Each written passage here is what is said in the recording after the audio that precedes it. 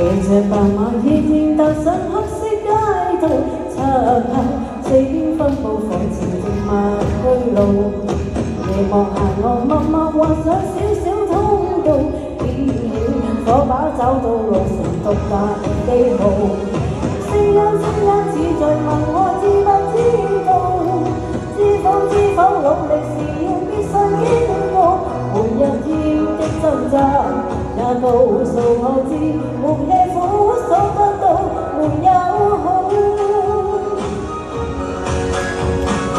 然來到路上遇見一班細路，不講我知，始終好似兜到數不勝數。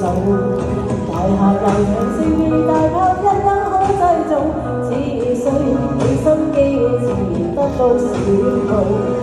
小小嘴巴似在問我知不知道，知否努力是要必須經過每一天的掙扎，也告訴我知沒吃苦所得到沒有好。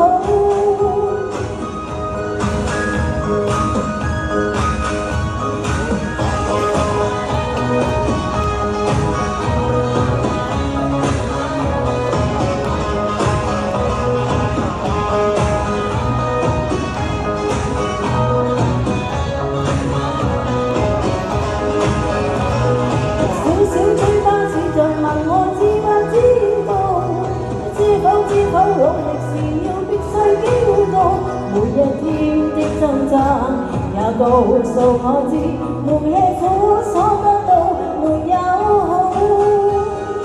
騎着白馬夜靜踏上黑色街道，漆黑四邊分佈仿似靜默着虛路。夜望下我默默畫上小小通道，點起火把找到路上獨特記號。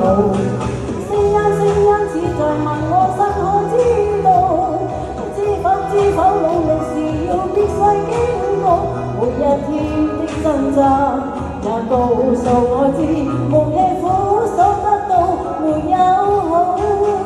沒有